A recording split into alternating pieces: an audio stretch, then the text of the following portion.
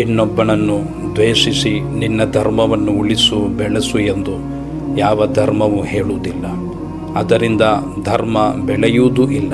ಭೂಮಿಯಲ್ಲಿರುವ ಸರ್ವರೊಂದಿಗೂ ಕರುಣೆ ತೋರಿರಿ. ಮನುಷ್ಯನನ್ನು ಕೊಲ್ಲುವ ಪಾಪವನ್ನು ಮಾಡಿದವ ಇಡೀ ಮಾನವ ಕುಲವನ್ನೇ ಕೊಂದುಬಿಟ್ಟ ಮಹಾಪಾಪಿಗೆ ಸಮಾನ. ಇದಾಗಿದೆ ಇಸ್ಲಾಂ ಕಲಿಸಿರುವುದು. ಸರ್ವ ಜನರಿಗೂ ಸುಖ ಶಾಂತಿಯನ್ನು ಬಯಸಿರಿ ಎಂದಾಗಿದೆ ಹಿಂದೂ ಧರ್ಮದ ಆಶಯ.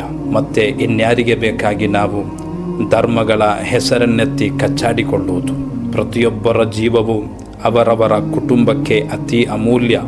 ಇನ್ನೊಬ್ಬರ ಕೆಟ್ಟ ಮಾತುಗಳಿಗೆ ಪ್ರಚೋದಿತರಾಗಿ ಮಾತಾಪಿತರನ್ನು ಮಡದಿ ಮಕ್ಕಳನ್ನು ಯಾಕಾಗಿ ಕಣ್ಣೀರಲ್ಲಿ ಮುಳುಗಿಸುವುದು? ಕರುನಾಡಿನ ಪರಂಪರೆ ಸೌಹಾರ್ದ ಸಹಿಷ್ಣುತೆಯದ್ದು. ಅದಕ್ಕೆ ವಿಷ ಬೆರೆಸುವ ಸರ್ವರನ್ನು ದೂರವಿಟ್ಟು ನಮ್ಮೆಡೆಯ ಪ್ರೀತಿ ನಂಬಿಕೆಯನ್ನು ಸದಾ ಉಳಿಸೋಣ.